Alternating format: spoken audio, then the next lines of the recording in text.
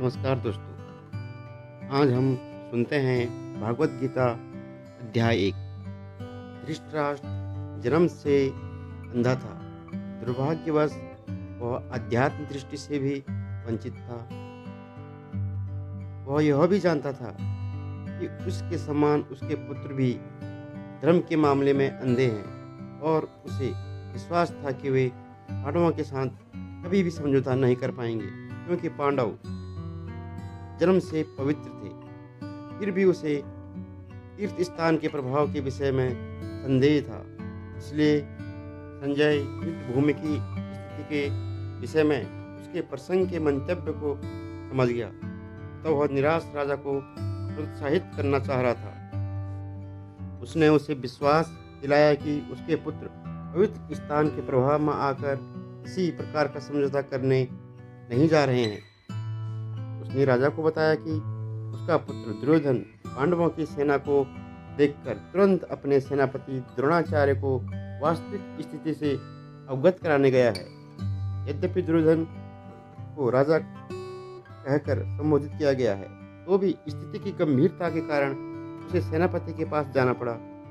अतः दुर्योधन राजनीतिज्ञ बनने के लिए सर्वथा उपयुक्त था, किंतु जब उसने पांडवों की व्यूह रचना देखी तो उसका यह कूटनीतिक व्यवहार उसके भय को छिपा नहीं पाया। दुर्योधन महान ब्राह्मण सेनापति द्रोणाचार्य के दोषों को इंगित करना चाहता था। अर्जुन की पत्नी द्रौपदी के पिता राजा द्रुपद के साथ द्रोणाचार्य का कुछ राजनीतिक झगड़ा था। इस झगड़े के फलस्वरूप द्रुपद ने एक महान यज्ञ संपन्न किया, जिससे उसे एक ऐसा पुत्र प्राप्त होने का वरदान मिला जो द्रोणाचार्य का वध कर सके। द्रोणाचार्य से भली भांति जानते थे, किंतु जब द्रुपद का पुत्र धृष्टद्युम्न युद्ध शिक्षा लेने के लिए उनके पास सौंपा गया, तो द्रोणाचार्य को उसे अपने सारे नैतिक रहस्य प्रदान करने में कोई झिझक नहीं हुई। अब धृष्टद्युम्न कुरुक्षेत्र की युद्ध भूमि में पांडवों का पक्ष ले रहा था। उसने द्रोणाचार्य से जो कला सीखी थी, उसी के आधार पर उसने यह व्यूह रचना की थी। दुर्योधन ने द्रोणाचार्य की इस दुर्बलता की ओर इंगित किया, जिससे वह युद्ध में सजग रहे और समझौता न करे। इसके द्वारा वह द्रोणाचार्य को यह भी बताना चाह रहा था कि कहीं वह अपने प्रिय शिष्य पांडवों के प्रति युद्ध में उदारता दिखाना बैठे। विशेष रूप से अर्जुन द्रोणाचार्य का अत्यंत प्रिय एवं तेजस्वी शिष्य था। दुर्योधन ने यह भी चेतना दी, युद्ध में इस प्रकार की उदारता से हार हो सकती है। यद्यपि युद्ध कला में द्रोणाचार्य की महान शक्ति के समक्ष धृष्टद्युम्न महत्वपूर्ण वादक नहीं था, किंतु ऐसे अनेक योद्धा थे जिनसे भय था। दुर्योधन इन्हें विजय पथ में अत्यंत बाधक बताता है, क्योंकि इसमें से प्रत्येक योद्धा भीम तथा अर्जुन के समान दुर्जेय था। उसे भीम तथा अर्जुन के बल का ज्ञान था, इसलिए वह अन्यों की तुलना इन दोनों से करता है। इसके साथ ही धृष्टकेतु, लिखितान, काशीराज, पुरुजित, कुंतीभोज तथा सेव्य जैसे महान शक्तिशाली योद्धा भी थे। दुर्योधन उन अद्वितीय युद्ध वीरों का उल्लेख करता है जो सदैव विजयी होते रहे हैं। विकर्ण दुर्योधन का भाई है।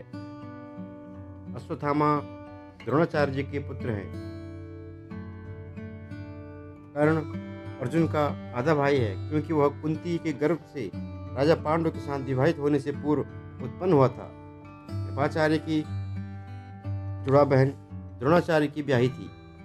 दुर्योधन कहते हैं, हमारी शक्ति अप्रमेय है और हम सब पितामह द्वारा भली भांति संरक्षित है, जबकि पांडवों की शक्ति भीम द्वारा भली भांति संरक्षित होकर भी सीमित है। अतः सैन्य व्यूह में अपने अपने मोर्चे पर खड़े होकर आप सभी भीष्म पितामह की पूरी सहायता दें। भीष्म पितामह के शौर्य की प्रशंसा करने के बाद दुर्योधन ने सोचा कि कहीं अन्य योद्धा यह न समझ लें कि उन्हें कम महत्व दिया जा रहा है। तो दुर्योधन ने अपने सहज कूटनीति ढंग से स्थिति संभालने के उद्देश्य से उपयुक्त शब्द कहे। उसने बलपूर्वक कहा कि भीष्मदेव, निसंदेह महान योद्धा हैं, किंतु अब वे वृद्ध हो चुके हैं। अतः प्रत्येक सैनिक को चाहिए कि चारों ओर से उनकी सुरक्षा का विशेष ध्यान रखा जाए। दुर्योधन को पूर्ण विश्वास था कि कुरुक्षेत्र की विजय भीष्म पितामह की उपस्थिति पर निर्भर है। उसे युद्ध में भीष्म पितामह तथा द्रोणाचार्य के पूर्ण सहयोग की आशा थी, क्योंकि वो अच्छी तरह जानता था इन दोनों ने उस समय एक शब्द भी नहीं कहा जब अर्जुन की पत्नी द्रौपदी असहाय अवस्था में उसने उसे न्याय की भीख मांगी थी। यह जानते हुए भी कि इन दोनों सेनापतियों के मन में पांडवों के लिए स्नेह था, दुर्योधन को आशा थी कि इस स्नेह को उसी तरह त्याग देंगे जिस तरह उसने धूर्त क्रीड़ा के अवसर पर किया हुआ था। तब कुरुवंश के परम प्रतापी एवं पितामह ने सिंह गर्जना की सी ध्वनि करने वाले अपने संग को उच्च स्वर से बजाया, जिससे दुर्योधन को हर्ष हुआ। तत्पश्चात शंख, नगाड़े, बिगुल, तुरही तथा सिंह सहसा एक साथ बज उठे। वह संवेद स्वर अत्यंत कोलाहलपूर्ण था। दूसरी ओर से श्वेत घोड़ों द्वारा खींचे जाने वाले विशाल रथ पर आसीन कृष्ण तथा अर्जुन ने अपने अपने शंख बजाए। भगवान श्री कृष्ण ने अपना पंचमुखी शंख बजाया। अर्जुन ने देवदत्त शंख तथा अतिभोजी एवं अतिमानवीय कार्य करने वाले भीम ने पौंड्र नामक भयंकर शंख बजाया। संजय कहते हैं, हे राजन, उनके पुत्र राजा युधिष्ठिर ने अपना अनंत विजय नामक शंख बजाया। युद्ध भूमि में पांडवों का निर्देशन भगवान कृष्ण के आदेशानुसार हो रहा था। अर्जुन की ध्वजा पर हनुमान का चिन्ह भी विजय का सूचक है, क्योंकि हनुमान ने राम तथा रावण युद्ध में राम की सहायता की थी, जिससे राम विजयी हुए थे। इस समय अर्जुन की सहायता के लिए उनके रथ पर राम तथा हनुमान दोनों उपस्थित थे। भगवान कृष्ण साक्षात राम है और जहाँ भी राम रहते हैं वहाँ उनका नित्य सेवक हनुमान होता है तथा उनकी नित्य संगिनी वैभव की देवी सीता उपस्थित रहती है। अतः अर्जुन के लिए किसी भी शत्रु से भय का कोई कारण नहीं था। अर्जुन ने कहा, हे प्रभु, कृपा करके मेरा रथ इन दोनों सेनाओं के बीच ले चले, जिससे मैं यहाँ उपस्थित युद्ध की अभिलाषा रखने वालों की और शास्त्रों की इस महान परीक्षा में जिससे मुझे संघर्ष करना है उन्हें देख सकूं। मुझे उन लोगों को देखने दीजिए जो यहाँ पर धृतराष्ट्र के दुर्बुद्धि पुत्र दुर्योधन को प्रसन्न करने की इच्छा से लड़ने आए हुए हैं। संजय महाराज धृतराष्ट्र से कहते हैं, हे भरतवंशी, अर्जुन द्वारा इस प्रकार संबोधित किए जाने पर भगवान श्री कृष्ण ने दोनों दलों के बीच में उस उत्तम रथ को लाकर खड़ा कर दिया है। भीष्म, द्रोण तथा विश्व भर के अन्य समस्त राजाओं के सामने भगवान ने कहा कि हे पार्थ, यहाँ पर कर्तृत्व सारे कौरवों को देखो। अर्जुन ने वहां पर दोनों पक्षों की सेनाओं के मध्य में अपने चाचा ताओं, पितामहों, गुरुओं, गुरु माताओं, भाइयों, पुत्रों, पौत्रों, मित्रों, ससुरों और शुभचिंतकों को भी देखा। जब कुंती पुत्र अर्जुन ने मित्रों तथा संबंधियों इन विभिन्न श्रेणियों को देखा तो वह करुणा से वशीभूत हो गया और इस प्रकार बोला। अर्जुन ने कहा, हे कृष्ण, इस प्रकार युद्ध की इच्छा रखने वाले अपने मित्रों तथा संबंधियों को अपने समक्ष उपस्थित देखकर मेरे शरीर के अंग कांप रहे हैं और मेरा मुंह झुका जा रहा है।